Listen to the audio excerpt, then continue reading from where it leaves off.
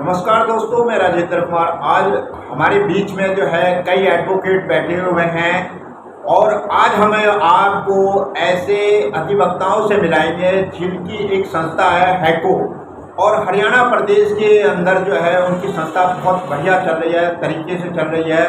और जिस तरीके से कहा जाता है कि आज़ादी में वकीलों का बहुत बड़ा योगदान है। आज हम सीधे बातचीत करेंगे। हमारे बीच में सुरेश खन्ना जी हैं और भी अन्य अधिवक्ता हैं, हम उनसे बातचीत करेंगे।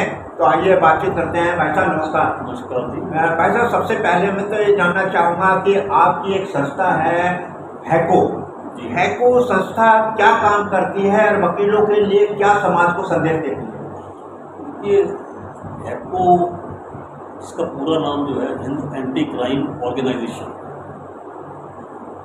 नाम के प्रारूप ही वो कार्य करती है। एंटी क्राइम यानी क्राइम के against, to prevent the crime, crime को कैसे रोका जा सकता है उसके ऊपर जो है हैको हमारी कार्य करती है। और वो न केवल वकीलों की बनी हुई संस्था है, उसमें आम जन भी हैं, समाज के बड़े बड़े जो मोजिज आदमी हैं, बड़े बड़े माननीय लोग जो हैं, वो सभी उसमें शामिल हैं। तो सारे मिलकर जो हैं हम कार्य करते हैं और हमारी अलग अलग कमेटीज़ बनी हुई हैं। हमारी हैको क्राइम को प्रिवेंट करती है और इसके साथ साथ बहुत सारी वो सामाजिक कार्य भी करती है। तो जो आपकी पार्टी समाज के हित में काम करती है, तो किस तरीके का सामाजिक संदेश जो है वो हम जनता तक पहुंचाते हैं? क्या मुख्य उद्देश्य होता है आपके पास? समाज के अंदर आज क्राइम का ग्राफ बढ़ता चल रहा है और आम लोग जो हैं वो क्राइम से बहुत ही परेशान हैं, क्योंकि क्राइम एक ऐसा सब्जेक्ट है कि आम जन को उसके बारे में इतना ज्ञान भी नहीं है। और उसके साथ साथ अगर किसी के साथ कोई अन्याय होता है तो अगर वो कोर्ट की शरण में आता है तो कई साल वो कोर्ट में ही जो अपने गवा देता है और जस्टिस की उम्मीद पे बैठा रहता है। लेकिन जस्टिस जो है इतना आज के दिन में इतना डिले होता है उसके अंदर कि वो अल्टीमेटली अपनी उम्मीद छोड़ जाता है। मैं ये भी साथ में कहना चाहूँगा कि मैं भी कानून से जुड़ा हुआ हूँ, मैं प्रोफेशनल हूँ, वकालत करता हूँ। पिछले 48 साल से मैं करनाल डिस्ट्रिक्ट कोर्ट में वकालत कर रहा हूँ। तो ये देखता हूँ इसके अंदर हमारे जजेस का भी कोई कसूर नहीं है। बढ़ती हुई पॉपुलेशन जो है उससे जो क्राइम बढ़ रहा है, कहीं ना कहीं हमारे सिस्टम में भी कोई डिफेक्ट है कि कुछ ऐसे केसेस जो कि जल्दी निपट सकते हैं उनका निपटारा लेट होता है। इसके बारे में मैं भी जानना चाहूँगा और मुझे भी आज तक समझ नहीं आया कि वो क्यों लेट होता है। जो कार्य आज एक फैसला हो गया, ऑर्डर पे रख दिया गया और उसको 2 दिन 4 दिन हफ्ता 10 दिन के अंदर अंदर निपटा देना चाहिए, ना कि उसको महीनों 2 महीनों 6 महीने 6 साल उसको लटकाते रहना चाहिए। कोर्ट्स में सुप्रीम कोर्ट की डायरेक्शन से आप देखते हैं कि बहुत सारे ऐसे जो है अल्टरनेट जो है इन्होंने मतलब सोल्यूशन भी बनाए हैं। जिस प्रकार आपने नोट किया कि पब्लिक इंटरेस्ट लिटिगेशन भी डालते हैं, पब्लिक लिटिगेशन के लिए सेपरेट भी बनाए गए, कंज्यूमर कोर्ट्स भी बनाए गए, RTI भी दी गई, राइट टू सर्विस भी दिए गए। ये सभी इसीलिए दिए गए कि जितना शीघ्र हो सके इसका जो है न्याय जो है लोगों तक पहुँचाया जाए। लेकिन फिर भी जो हमारे वहाँ पर कार्य करने वाले लोग हैं, जो हमारे ऑफिसर्स हैं, जो ट्रिब्यूनल के अंदर रिटायर्ड जजेस हैं या जो और बाकी कोर्ट का जो जितना भी इंफ्रास्ट्रक्चर है, वो कहीं ना कोई ऐसी वजह बन जाती है कि जिसकी वजह से वो केस लिंगर होते हैं। कभी किसी वजह से स्ट्राइक हो गई, कभी एक वकील आया दूसरा वकील नहीं आया, कभी जज साहब छुट्टी पर चले गए, छुट्टी पर चले जाने के बाद 2 महीने 4 महीने की डेट लग गई। तो this is how the justice being delayed. और उसका हमने भी एक अल्टरनेट ढूंढा कि हम लोग मिलकर हमने जो अपनी एक संस्था बनाई जिसका नाम हमने हिंद एंटी क्राइम ऑर्गेनाइजेशन रखा। उसके अंदर हमारा सिर्फ ये है कि क्राइम को रोकना है और किस प्रकार से लोगों की मदद की जाए। इसके अंदर हम लोगों को बाकायदा इन्वाइट करते हैं, हम अपनी निःशुल्क जो है कानूनी सेवाएँ देते हैं। आप आइए, आपकी कोई समस्या है आप हम तक पहुँचाइए, हम आपके आदेश या जिसके साथ आपको कोई झगड़ा है या कोई वजह है बैठकर उस पर चर्चा करेंगे उनको समझाएंगे। तो इसी प्रकार का कोई हम जो है मीडिएशन करके आपस में निपटारा करेंगे। अगर वहाँ नहीं निपटेगा तो हम प्रशासन से भी यह गुहार लगाएंगे, प्रशासन भी हमारी मदद करे। जैसे हमारे डिप्टी कमिश्नर होते हैं डिस्ट्रिक्ट के अंदर, हमारे एसपी एसपी वगैरह होते हैं, इन लोगों से भी हम मिलकर इसका समाधान ढूंढेंगे।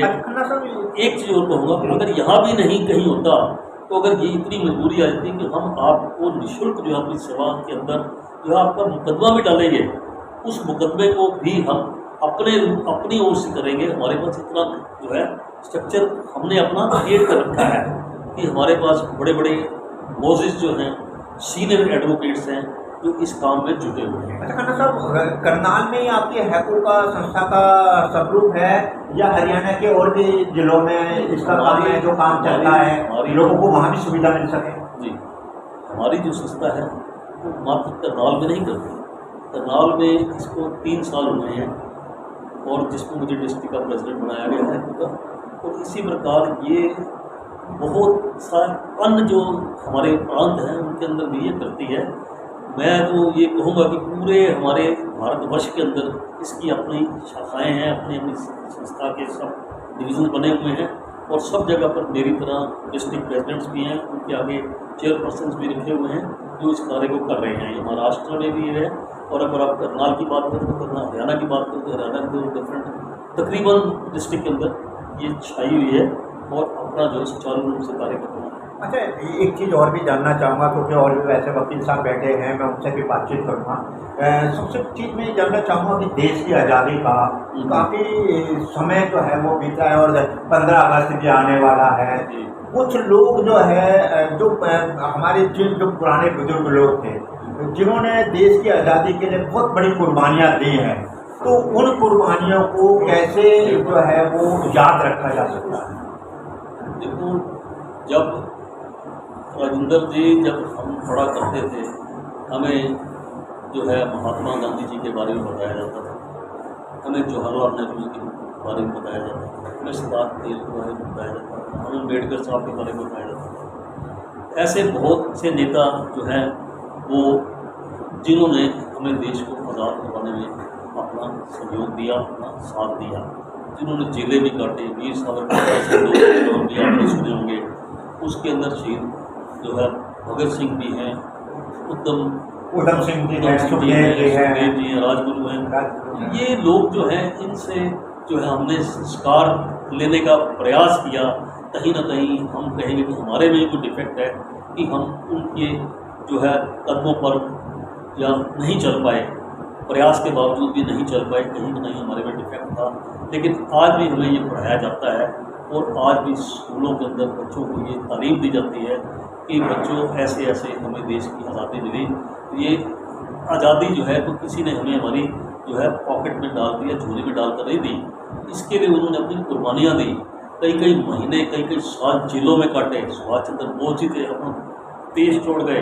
महात्मा गांधी से एक पतले दुबले जो एक व्यक्ति थे, आप सभी को पता है, एक धोती के अंदर में जो रहा करते थे, उन्होंने इस देश में एक ऐसा करिश्मा किया, एक ऐसा जो है एक मुहिम चलाया कि देश में जो ब्रिटिश काल जो जिनके हम गुलाम थे, जिसके में गुलाम नाम का कुछ साबित उनकी चूल्हे तक हिला दी एक इकलौते व्यक्ति ने। तो कहते हैं कि अगर मन के अंदर आपकी धारणा है, तो एक संकल्प है, दृढ़ संकल्प है, तो आप जो है पत्थर को काट कर उस पर रास्ता बनाते हो, रेलवे लाइन भी बना देते हो। तो ऐसा कोई भी काम नहीं है जो नहीं किया जा सकता अगर आपका संकल्प दृढ़ है। आज हमारे संकल्प में ही कहीं ना कहीं कमी है, तो वो उन लोगों को हम इसलिए याद करते हैं। जैसा आपने कहा कि 15 अगस्त जो है आने वाला है, मैं तो कहता हूँ कि ये पूरा हफ्ता ही हम 15 अगस्त को याद कर रहे हैं। तो हमारे आदरणीय प्रधानमंत्री जी ने जो कहा कि 2 अगस्त से लेकर 15 अगस्त तक हर घर में तिरंगा जो है फहराना चाहिए। तो उसी की तर्ज पर सभी जो लोग हैं अपना अपना जो उनकी एक ड्यूटी समझ लें या एक कर्तव्य समझ लें देश के प्रति, वो उसको निभा रहे हैं। तो आइए हम जो है हमारे बीच में जो है एस.के. चौधरी जी और जी हमारे बीच में जो है एस.के. चौधरी जी और योगेश जी है ना, के देशवाल जी, भी और सम्मानित और भी अधिवक्ता बैठे हैं। मैं उससे पहले कि मैं उनसे आपको जानकारी दूं, मैं खन्ना साहब आपसे एक चीज़ और भी जानना चाहूँगा कि 15 अगस्त के लिए इस बार आपका क्या कार्यक्रम है और क्या जनता के लिए आप करने जा रहे हैं? जनता के अंदर हम सिर्फ जागरूकता पैदा करने जा रहे हैं। एक सामाजिक कार्य है जिसके अंदर जो है हैको हर साल तिरंगा यात्रा निकालती है 15 अगस्त वाले दिन, और उसमें इस शहर के सभी माननीय लोग जो हैं उपस्थित होते हैं और अपना अपना योगदान देते हैं समय का। तो ये इस बार भी हमने जो है महात्मा गांधी चौक से जो पुरानी कोर्ट्स के पास है वहाँ से शुरू करके अम्बेडकर साहब को फूल माला चढ़ाते हुए शहीद स्मारक तक जाना है। ये हमारी यात्रा रहेगी। इसके अंदर शहर के सैकड़ों लोग जो हैं हिस्सा लेने जा रहे हैं, और इसके अंदर सिर्फ हम यही संदेश देते हैं पब्लिक को, जनता को, न केवल करनाल की जनता को, देश की जनता को, कि इन यात्राओं से भले ही कुछ ज़्यादा लाभ नहीं होता, लेकिन एक संदेश छूट जाता है कि हम जो है भारतवर्ष के वासी हैं and we are proud to be Indian. हमें इस चीज़ का गर्व है। आज हमारे भारतवर्ष की जो अर्थ अवस्था है, आप देख रहे हैं वो व्यवस्था तीसरी अर्थ की जो है हमारी पूरे वर्ल्ड के अंदर बनने जा रही है। इस वक्त हम 5वें स्थान पर, इसी वक्त हम 10वें स्थान पर थे, 5वें स्थान पर पहुँचे, हम तीसरे स्थान पर अमेरिका, चाइना और उसके बाद हम आ रहे हैं। क्योंकि अगर हमारे अंदर देश प्रेम है, देश के प्रति स्नेह है, तो देश हमारा समृद्ध हो सकता है और वो विश्व का गुरु बना सकता है। और यही संदेश 15 अगस्त वाले दिन हम अपने बच्चों को, हम शहरवासियों को देना चाहते हैं कि हमें जहाँ भी देश का सवाल पैदा होता है हमें एकजुट रहना चाहिए। यानी कि पूरे भारतवासी, जो भी भारत का नागरिक है, जिसने भारत में जन्म लिया है, अगर अपने भारत में अगर कभी भी कोई आना चाहते तो सारा भारत एकजुट है। भारत एकजुट नहीं है, भारत को एकजुट होना होगा। ये संदेश हम देना चाहते हैं पुरजोर कि सभी एकजुट होकर, उस वक्त कोई राजनीति, कोई पार्टी बड़ी नहीं, कोई धर्म बड़ा नहीं है, देश बड़ा है, देश। क्योंकि हमारा जो संविधान है अम्बेडकर साहब का लिखा हुआ, आप सभी ने उसको पढ़ा है, उसके अंदर समानता का अधिकार दिया गया है। हम सभी समानता से रहते हैं और हमें एक दूसरे का सम्मान भी करना चाहिए। अगर हमें समानता का अधिकार दिया गया तो खाली अधिकार जो हमारे मौलिक अधिकारों में शामिल किया गया, उसके साथ हमारी ड्यूटीज़ भी जो हैं वो भी शामिल की गई हैं। हमें अपनी ड्यूटी, अपने फर्ज को भी निभाना है। जहाँ देश की बात हो वहाँ हमें एकजुट होकर चलना होगा। यही हमारा तिरंगा जो है वही ये तभी उसकी शान बनती है। वो तिरंगा भी हमें यही संदेश देता है कि आप मेरे नीचे काम करो, मैं आप सभी को एकजुट रखना चाहता हूँ। चलो हम आगे और भी बातचीत करते हैं कृष्ण कुमार जी से। हमारे बीच में कृष्ण कुमार देसवाल जी और SK चौधरी जी हैं, बहुत ही सुलझे हुए एडवोकेट हैं। आज हम उनसे भी बातचीत करेंगे और चर्चाओं पर हम लेकर के यहाँ पर आए हैं। कृष्ण कुमार देसवाल जी, सबसे बड़ी चीज़ मैं ये जानना चाहूँगा कि आपने एक पुराने समय में गाना भी सुना हुआ है, मेरे वतन के लोगों आँख में भर दो पानी। तो क्या वो चीज़ें आज भी लोगों की आंखों में जिंदा है देशभक्ति की, और हैको से भी आप जुड़े हुए हैं, क्या संदेश देना चाहेंगे? काफ़ी लंबा समय जो आप तो हैको के साथ में जुड़े हुए हो गया। अभी हमारे डिस्ट्रिक्ट प्रेसिडेंट साहब सुरेश खन्ना जी ने सारा डिटेल में बताया कि किस तरह से आज़ादी मिली, कैसे हम कार्य कर रहे हैं। तो इसके अलावा जो हमारा संस्कार है ना, मैं तो जहाँ तक समझता हूँ, जो हमारे संस्कार हैं वो ख़त्म होते जा रहे हैं। तो बच्चों में संस्कार भी जो है बढ़ना बड़ा जरूरी है। देशवाल की संस्कार खत्म क्यों हो रहे हैं, जबकि लोग शिक्षा में हो रहे हैं, शिक्षा पढ़ाई भी कर रहे हैं, एजुकेशन भी बहुत हो रही है, विदेश भी जा रहे हैं, लोग नई नई जानकारी ले रहे हैं। तो जब वो विदेशों में जाकर के अच्छा बन सकते हैं, तो अपने ही देश में वो संस्कार की परंपरा क्यों खत्म हो रही है? ये परंपरा इसलिए हो गई है कि जो किसान है वो अपने बेटे को किसान के कार्य नहीं होने दे रहा। पहले क्या था, दुकानदार था तो जैसे पढ़ के आता था दुकानदार अपनी दुकान में बिठा देता था। तो जमींदार था तो पहले कहता था जा भाई भैंस के लिए चारा लेके आ, काट के आ, फिर स्कूल चाहिए। तो वो उन्होंने जो कार्य था ना वो छोड़ दिया, शारीरिक काम जो है। तो किसान का बेटा किसान नहीं बनना चाह रहा, जी। तो वो सारे जो है इसीलिए जो है लोग बाहर बढ़ रहे हैं सुविधा के अनुसार। तो जबकि हमारे यहाँ तो बहुत सुविधा है, वहाँ भी तो ये केले बेचते हैं या कोई रेडी लगाता है, कुछ और कार्य करते हैं, मजदूरी करते लेकिन हैं। आपका कहने का मतलब ये है कि जब से देश आज़ाद हुआ है, देश आज़ादी के बाद में लोग अब आराम तो चाहते हैं, आराम चाहिए, लेकिन कड़ी मेहनत नहीं करना कड़ी चाहते, मेहनत नहीं करना जिस चाहते। तरीके से पुराने और लोग तो इसके करते दोषी थे, हम हैं, माँ बाप। उसके माँ बाप हैं। हाँ, हम माँ बाप जो है अपने बेटे को यूँ चाहते हैं कि इसको सेज पे रखो जचा के, तो क्या बेटे मोबाइल चलाए। क्या आपको ऐसा नहीं लगता है कि इसमें जितने ज़्यादातर प्राइवेट जो कॉलेज स्कूल खुले हैं, उसमें सबसे बच्चों को जो सरकारी स्कूलों में जो शिक्षा मिलती थी, जिसमें संस्कार पूरी तरीके से बच्चों को रोम रोम में भरा जाता था, वो संस्कार प्राइवेट स्कूलों में नहीं मिलते हैं? वो धंधा बना लिया ना, शिक्षा को एक धंधा बना दिया, प्रोफेशन बना दिया। पहले ऐसा नहीं था, ये भी कार्य है। और एक क्या है कि पहले संस्कार थे। मैं ये कहता हूँ क्राइम जो है, वो खन्ना जी को कहना चाह रहा हूँ कि इसमें एक मेडिटेशन का भी होना चाहिए। मैंने पहले भी कहा था कि जब तक आदमी विपासना नहीं करेगा, ध्यान नहीं लगाएगा, वो शुद्धि नहीं होगी, उसकी अच्छे विचार नहीं आएंगे। ये भी एक जो है, अगर आप मेडिटेशन करोगे तो अच्छे विचार आएंगे शरीर में, शरीर स्वस्थ रहेगा, तो आप जो है ना देश में तरक्की उन्नति होगी, तभी विचार अच्छे आएंगे ना, तभी आप आगे सोचोगे। तो ये भी एक मैं चाहता हूँ कि होना चाहिए। तो देशभक्ति में एक चीज़ और क्राइम में रोकने का बहुत ही सरल उपाय है। पहले जो कॉलेज स्कूल हुआ करते थे, जब देश आज़ादी का 15 अगस्त हो गया, 26 जनवरी हो गई, तो जब ऐसे कार्यक्रम जब हुआ करते थे तो स्कूलों कॉलेजों में एक अपने जो शहीद हुआ करते थे, अमर भक्ति के जो अमर शहीद लोग हुआ करते थे, उनकी आचरणों को लेकर के जो है स्कूलों में कॉलेजों में वो शिक्षा का पाठ पढ़ाया जाता था, और वो पाठ जो है बच्चों को आखिरी दम तक याद रहता था। अब वो चीज़ नहीं है, अब लोग सिर्फ स्कूलों में कॉलेजों में खाना पूर्ति कर देते हैं। तो क्या लगता है आपको, क्या हमारा देश शिक्षित की ओर जा रहा है या बदलाव की ओर जा रहा है? शिक्षित तो नॉलेज तो बहुत ज़्यादा हो रही है आदमी को, लेकिन उसका उच्चारण नहीं कर रहा, धारण नहीं कर रहा। ज्ञानी तो सभी हो रहे हैं। देखो, किसी से बात छेड़ लो, ज्ञान की बात करेगा, बड़ी भारी करेगा नहीं, कहेगा नशा छोड़ो और खुद दारू पिएगा, खुद नशा छोड़ो, यानी कि आदमी का आचरण नहीं करता, अपने ऊपर भी अब अमल नहीं है, ऊपर नहीं करता।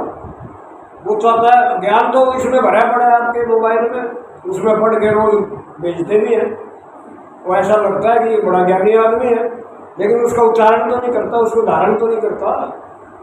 कमी यही है। हैकों के लिए क्या कहना चाहेंगे आप? काफ़ी लंबे समय से जुड़े हुए हैं, समाज की संस्था का ये कार्यक्रम चल रहा है आपका, और 15 अगस्त पर भी सुना है आप एक भव्य कार्यक्रम कराने जा रहे हैं, क्या लगता है आपको? 15 अगस्त पे तिरंगा यात्रा निकालेंगे, खन्ना जी जैसे बताया, तो उससे लोगों में एक जोश बढ़ता है, याद आती है, तरोताज़ा होता है कि भाई ऐसे हमारे जो थे उन्होंने आज़ादी दिलाई। यही होता है, आज़ादी दिलाना, आज़ादी तो मिल गई, उसको कायम रखना है। अब कायम रखना है, कायम रखना है। आज़ादी तो मिल चुकी, उनको याद रखना, भाई देखो ये आज़ादी ऐसे नहीं मिली, बहुत मुश्किल से मिली है ये आज़ादी। तो आइए मैं उससे पहले एस.के. चौधरी जी से भी बातचीत करने का वो करूँगा। एस.के. चौधरी जी जो है एक बहुत ही सुलझे हुए एडवोकेट हैं, और आज हम उनसे बातचीत करेंगे। वो आज़ादी का दौर का समय भी उनको याद हैगा। तो एस.के. चौधरी साहब, क्या जो पुराने समय के स्कूल टाइप के लाइफ की जो आज़ादी है और आज के युग की आज़ादी के बारे में क्या कहना चाहेंगे आप? सबसे पहले तो मैं 15 अगस्त की अपने जिले के हमारे राष्ट्रीय स्तर पे, स्टेट स्तर पर सबको मुबारक देता हूँ कि ये आने वाला जो ये पर्व है, ये पर्व हमारा दिवाली की तरह ही मनाया जाए। जिस तरह दिवाली पे पटाखे बजाकर मिठाइयाँ बांट कर करते हैं, ये उस तरीके का होना चाहिए, ना कि सिर्फ हम झंडा जलाएं और उसको अपना प्रचार को लिमिटेड उसमें दें और उसके बाद खत्म हो जाए। इसको जो है हर आदमी, हर घर, हर गली तक ये संदेश पहुँचाना बहुत जरूरी है, ताकि उनके अंदर इस बात के सवाल पैदा हो। जो हमारे नए बच्चे हैं, जो कॉन्वेंट स्कूलों के, अंग्रेजी स्कूलों में पढ़े हैं, उनको इस संस्कृति का अभी तक भी ज्ञान नहीं, ना उनको स्कूलों में पढ़ाया जाता है। तो इसको एक बड़े लार्ज स्केल पर होना चाहिए, और ये सिर्फ 15 अगस्त तक नहीं, ये पूरे साल होना चाहिए, ताकि हमारे देश में क्या क्या हुआ, किसने बलिदान दिया, किसने देश को आजाद कराया, ये सारी बातें जो है चर्चा का विषय होना चाहिए। और हम स्कूलों में और कॉलेजों में जहाँ भी आप जा सकते हैं, हमारी ये जो संस्था है वो है, ये बहुत बड़ा मंच है, जिसके हमारे प्रधान जी खन्ना साहब हैं, इन्होंने अपनी पूरी ताकत लगा रखी है इकट्ठा करने में, हमें जोड़ने में। शहर के पूरे हर बुद्धिमान व्यक्ति को जो तजर्बेकार भी हैं, जिन्होंने देश को आज़ाद होते भी देखा है, वो भी लोग इनके साथ जुड़े हुए हैं। मैं चाहता हूँ कि इसको एक बड़े लेवल पर चलना चाहिए, ये सिर्फ ये नहीं कि 15 अगस्त वाले दिन बड़े लेवल पर जो है, बड़े लेवल पर जाए और जन जन तक जाए, ये जन आंदोलन का रूप धारण करे। और स्कूलों में भी इसके ऊपर पूरी शिक्षा दी जाए कि देश की आज़ादी क्या है, राष्ट्रपिता क्या है, देश हमारा कैसे तरक्की कर सकता है, और नैतिकता जैसे मेरे देशपाल साहब करे कि इसको भक्ति के साथ भी थोड़ा सा जोड़ा जाए, ताकि हमारे संस्कार जो हम समझते हैं वो हमें बच्चों को ज़्यादा से ज़्यादा जोड़ना चाहिए। और अपनी संस्था के अंदर पीछे भी मैंने सुझाव दिया था कि हमें ज़्यादा से ज़्यादा ये वर्ग जो है, जिनको इस देश के बारे में, स्वतंत्रता के बारे में, आज़ादी के बारे में इतना ज्ञान नहीं है, वो क्या है स्कूलों से पढ़े, प्रोफेशनल उसमें चले गए, कोई विदेश चला गया, कोई किसी बड़ी संस्था में चला गया, तो गैप ऑफ जो कम्युनिकेशन रहा, पेरेंट्स के साथ बैठने का जो समय था वो हम नहीं दे पाए, जिसकी वजह से इन चीज़ों का, इनका जो नॉलेज है वो बच्चों तक नहीं मिल सका। और ये कारण रहा है कि हमारे देश में हर बच्चा देश की स्वतंत्रता के बारे में, 15 अगस्त के बारे में कभी उनको पूरा ज्ञान नहीं है। सिर्फ 15 अगस्त को झंडा के रास्ते देखते हैं, देश आज़ाद हुआ था, क्यों हुआ, कैसे हुआ, क्या क्या जमीन था, किन किन आदमियों का योगदान है, और आगे हमें भी देश की स्वतंत्रता को बचाने के लिए क्या करना चाहिए।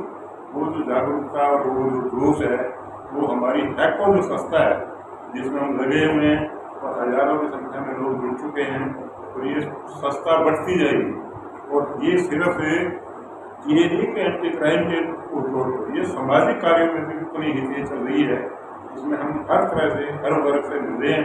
तो मेरे प्रधान जी के पास काफ़ी कंप्लेंट्स आ रही है कि इसका समाधान, जैसा कि उन्होंने कहा है कि हम फ्री ऑफ कॉस्ट लोगों को न्याय दिलाएंगे, जो हैको कर सकती है हैको करेंगे, तो जो हम एज ए वकील कर सकते हैं हम उनके फ्री ऑफ कॉस्ट जुड़ेंगे, और उनके हक एडमिनिस्ट्रेशन से मिलकर जैसे भी होगा तो हर तरह से जो है उनकी मदद करेंगे। ये मेरा सबसे बड़ा।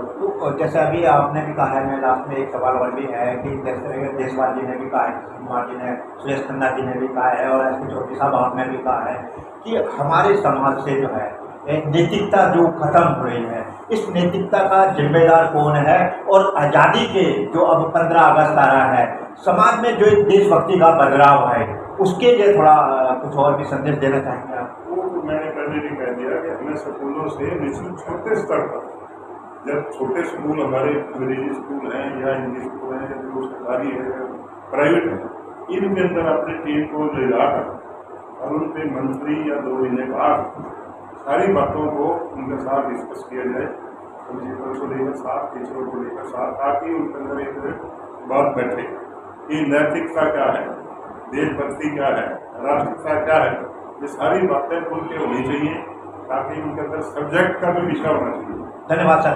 सर आप भी हैको से जुड़े हुए हैं, हैको के लिए कुछ संदेश देना चाहेंगे? पूरा नाम सुनना बताएंगे आप अपना? मेरा नाम दिनेश शर्मा। दिनेश शर्मा। और मैं करवान से हूँ, और अपने प्रधान जी खन्ना साहब के साथ जुड़ा हुआ हूँ। हैको के अंदर जो भी कार्य खन्ना जी करते हैं, गरीब बच्चों की पढ़ाई के लिए या गरीब लड़कियों की शादी में योगदान देते हैं, मैं उनके साथ, उनके चलते लगाकर उनके साथ चलता हूँ। और अब आने वाले 15 अगस्त पर भी हम सब मिलकर के इसकी शोभा को बढ़ाएंगे, और आने वाले नई जनरेशन को भी ये संदेश हैको दिलाती है कि ऐसे ही शहीदी दिवस को याद रखा जाए और अपने घरों में झंडा लहराया जाए। तो लास्ट में मैं खन्ना साहब से और एक बार और सवाल करना चाहूँगा। खन्ना साहब, लास्ट में आज़ादी के इस महान पर्व पर हैको करनाल के लिए क्या संदेश देना चाहेंगे? मैं तो ये कहूँगा, कुछ शिक्षा नीति जो हो रही है उसमें कुछ कमियां हैं, जहाँ से जैसे कि आपने सुरेश चौधरी से पूछा, तो शिक्षा हमारी अधूरी है कहीं ना कहीं, उसमें काफ़ी तब्दीलियों की ज़रूरत है। समय समय पर सरकार कानून बनाती है, बदलती है, लेकिन फिर भी कहीं जिनको हम संस्कार का शब्द देते हैं वो संस्कार उस शिक्षा से नहीं मिल पाते, वो कमर्शियलाइज हो चुकी है सारी। एक तो शिक्षा जो है सेल्फ इज़ कमर्शियलाइज, जितने स्कूल हैं वहाँ इतनी बड़ी बड़ी फीसें हैं और हर आदमी को सिर्फ ये है कि मुझे ज्ञान नहीं अर्जित करना, मुझे डिग्री लेनी है। डिग्री में और ज्ञान में बहुत फर्क है। तो कुछ लोग इतने डिग्री लिए बैठे हैं जिनको हम शिक्षित कहते हैं, लेकिन उनके अंदर ज्ञान नहीं है, यानी कि प्रैक्टिकल जानकारी नहीं है, प्रैक्टिकली उनको चीज़ें नहीं मालूम है। कुछ लोग बिल्कुल अनपढ़ हैं, गाँव के अंदर रहते हैं, लेकिन वो इतने बुढ़े हुए हैं कि उनके पास ज्ञान है। मैं कहता हूँ कि हर आदमी को, हर अधिकारी को इस चीज़ के ऊपर गौर करना होगा कि शिक्षा के अंदर जो कमियां हैं उनको कैसे पूर्ण किया जाए। तो मैं आपको इस अपने इंटरव्यू के माध्यम से मैं इतना लंबा आपको नहीं बता सकता, इसके ऊपर हम फिर कभी चर्चा करेंगे। जब हमारी शिक्षा में संस्कार पैदा होंगे, जैसे आज भी गुरुकुल से हैं, पहले भी गुरुकुल से, आज के पिछले गुरुकुलों में बहुत फर्क है। अब क्यों कहते हैं आर्य समाज के अंदर की लौट चलो वेदों की ओर, क्योंकि वेदों के अंदर जो ज्ञान भरा हुआ है वो सच्चा ज्ञान है। वो ज्ञान हमारे में, हमारी इन बुक्स के अंदर, किताबों के अंदर नहीं है। इसीलिए हम कहीं ना कहीं जो है हमारे में जो त्रुटियाँ पैदा होती हैं, हम सिर्फ डिग्री लेकर और नौकरी की तलाश में चले जाते हैं। देश में नौकरी अगर कमी है कहीं, या हमारे मतलब की नहीं है, या यहाँ का इंफ्रास्ट्रक्चर में कहीं कमजोरी है, या यहाँ पर आप ये कहीं डिसिप्लिन में, प्रोटोकॉल में कहीं कमजोरियाँ हैं, तो लोग देश छोड़कर विदेश में चले जाते हैं। चाहे उनको इससे छोटा काम करना पड़े, वहाँ देखने वाला नहीं है, उनको पैसे चाहिए। डिग्री लेकर पैसा कमाना एक हमारी सोच बन गई है, लेकिन जो हमें संस्कार हैं उनकी तरफ हमारा ध्यान नहीं। धन्यवाद सुरेश जी। तो मैं हैको की ओर से यही कहना चाहूँगा कि हमें संस्कारिक बनना चाहिए, हमें परमात्मा से जुड़ना चाहिए। मैं देशवासी की बात को बड़ा करता हूँ कि हमें मेडिटेशन भी इसके अंदर लाना चाहिए। मेडिटेशन एक ऐसा एक ध्यान है, आप जब योग करते हो या ध्यान करते हो या राजयोग की तरफ चलते हो, तो आपके अंदर एक आस्था पैदा होती है, उस आस्था से परमात्मा से जुड़ जाते हो। तो ये मेडिटेशन भी, हम इसके बारे में भी हैको गौर करेगी। और आज हैको सिर्फ इतना कहना चाहती है कि हमें अपने देश के खिलाफ कोई शब्द नहीं बोलना चाहिए। अगर हमारे देश की तरफ कोई उंगली उठाता है तो उसकी उंगली काट देनी चाहिए। तो धन्यवाद। मिलकर काम करना चाहिए। जो है देखिए, आज कई प्रमुख अधिवक्ताओं से हमारी बातचीत हुई, जिसमें सुरेश खन्ना जी, एस.के. चौधरी जी, कृष्ण कुमार जी, देशवाल जी, और साथ में हमारे साथ में जो है नरेश कुमार जी थे, जिन्होंने अपने अपने अंदाज से समाज को एक नई प्रेरणा और एक नया संदेश दिया। आने वाले 15 अगस्त के लिए सभी देशवासियों को, सबको नमस्कार, जय हिंद, धन्यवाद। मैं राजेंद्र कुमार, सभी दर्शकों को जय नमस्कार।